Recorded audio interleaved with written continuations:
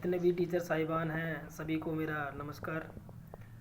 मैं रजनीश और आज इस वीडियो में आपके सामने जो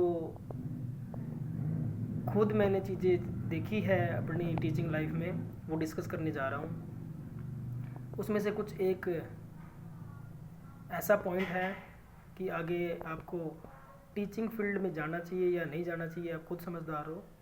उससे संबंधित मैं एक इंटरव्यू के टाइम की बात बताता हूँ। एक बार मैं एक स्कूल में इंटरव्यू देने के लिए गया। स्कूल का नाम नहीं लूँगा, पर इतना ज़रूर कहूँगा कि वो स्कूल यमुनानगर का है। और उस स्कूल में इंटरव्यू लेने की बजाय मेरे से डायरेक्ट एक ही क्वेश्चन पूछा गया कि सैलरी कितनी लोगे आप। कोई सब्जेक्ट नॉलेज नहीं, कोई कम्युनिकेशन स्किल नहीं, कोई कुछ भी नहीं, सिर्फ एक ही पॉइंट कि सैलरी कितनी लोगे आप। तो मैंने सैलरी बता दी कि मैं इतनी सैलरी लूँगा। फिर वो पूछते मेरे से कि आप हम इतनी सैलरी नहीं दे पाएंगे, हमारे स्कूल में स्ट्रेंथ कम है। और जैसा कि आपको पता ही है कि मेरी एमएससी मैथमेटिक्स और बीएड, सीटेट और एसटेट क्वालिफाइड हूँ मैं। और उन्होंने कहा कि हमारे पास एक एमएससी फिजिक्स भी है, फिजिक्स की भी टीचर है, और वो आपसे भी 2000 रुपये कम में काम करने के लिए तैयार है।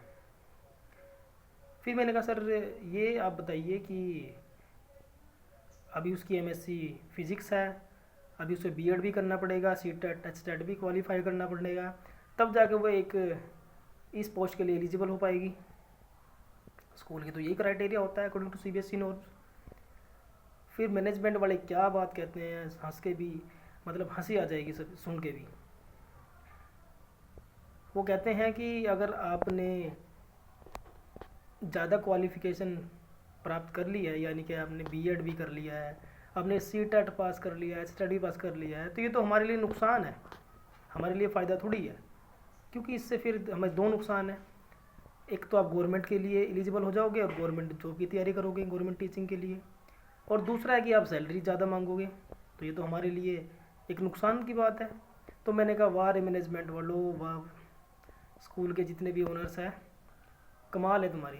मतलब तुम्हें एक क्वालिफाइड एलिजिबल टीचर नहीं चाहिए, तो एक सस्ता और तुम्हारे इशारों पर नाचने वाला एक कठपुतली जैसा एक इंसान चाहिए। और अगर वो मेल हो फीमेल हो, उसे अगर उसमें फीमेल चल जाए तो और ही बेटर है। तो ऐसे ऐसे स्कूल के मैनेजमेंट के लोग पड़े हुए हैं, और मैं सभी टीचर्स से यही बात इसलिए कहना चाहता हूँ, ये बार बार यही कह रहा हूँ कि आप जागरूक हो। ये समय आ गया है कि अब आपको जो गुलामी की बेड़ियाँ है, स्कूल के मैनेजमेंट के लोगों ने जो गुलामी की बेड़ी आपके पैरों में डाली हुई है, उनको तोड़ना होगा और तोड़ करके आगे बढ़ना होगा। उनके खिलाफ आपको आवाज़ उठानी पड़ेगी। अगर आप जितनी सैलरी ले रहे हो वो सैलरी आपको नहीं मिलेगी, आप भूखे नहीं मर जाओगे।